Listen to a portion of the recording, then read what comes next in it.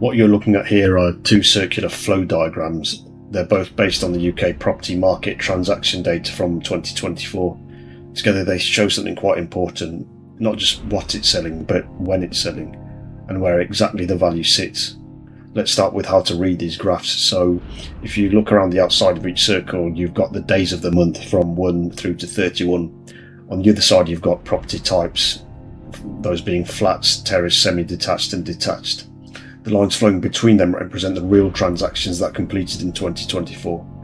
The first chart in blue is showing transaction volume. So here the thickness of each flow tells you how many properties of that type completed on that day. Now the first thing to notice is that this is very consistent across 2024. The market is not evenly distributed throughout the month. Instead, activity builds up and then clusters heavily towards the end of the month. So you can see much thicker flows around the 20th, the mid to late 20s, and right up until the 30th or the 31st. And this in itself tells us something fundamental about how the market actually works in practice. So transactions in 2024 were deadline driven. They weren't happening randomly, they were just being pushed towards mortgage completion dates, solicitor timelines, chain coordinations and things like that. So rather than a smooth flow of activity, you get what's known as compression. Deals stack up and then complete in bursts. Now if you look at the property types, the biggest flows consistently go into terrace properties and semi-detached properties as well. And this tells us that in 2024 the core of the market was still traditional housing stock, not flats, not high-end detached properties, but the middle where most of the liquidity sits in the market. Flats and detached properties are present, but they're clearly secondary in volume.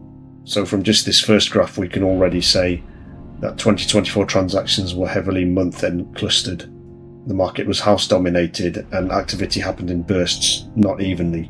Now if we consider the second chart, this one uses the same structure, same days, same property types, but now the flows are coloured. The red shading represents price, lighter tones equals lower values, darker tones are higher values. So now we're not just looking at how many transactions happened in 2024, we're looking at where the money actually was.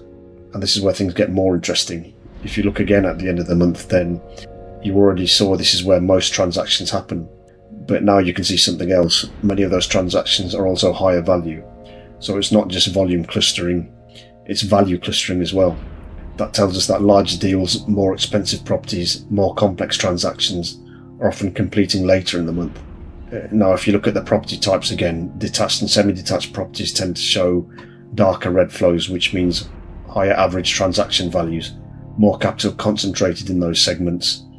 But flats on the other hand tend to be lighter in colour, which reflects lower price points, more standardised stock, less variation in value.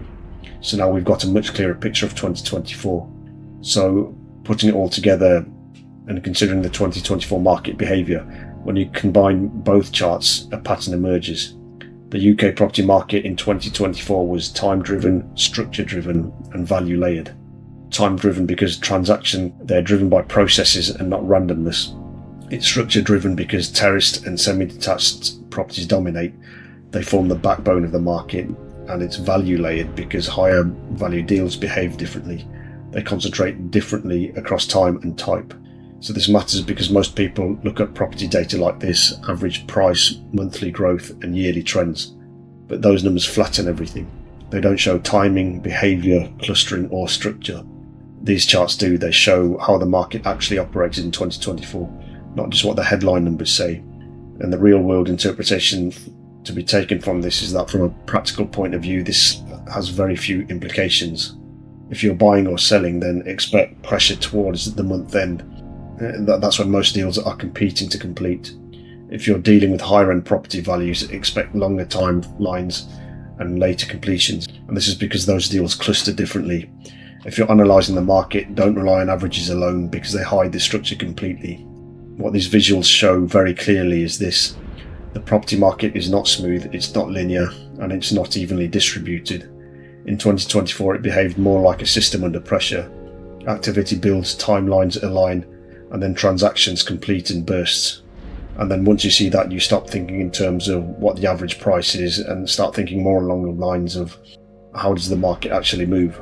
Thanks for watching and listening. Please let me know if you have any requests related to property data. I'm able to delve in and analyse millions of property transactions and can glean all kinds of insights from this kind of data. So please get in touch if you've got any requests pertaining to this sort of thing. Thanks again, see you next time.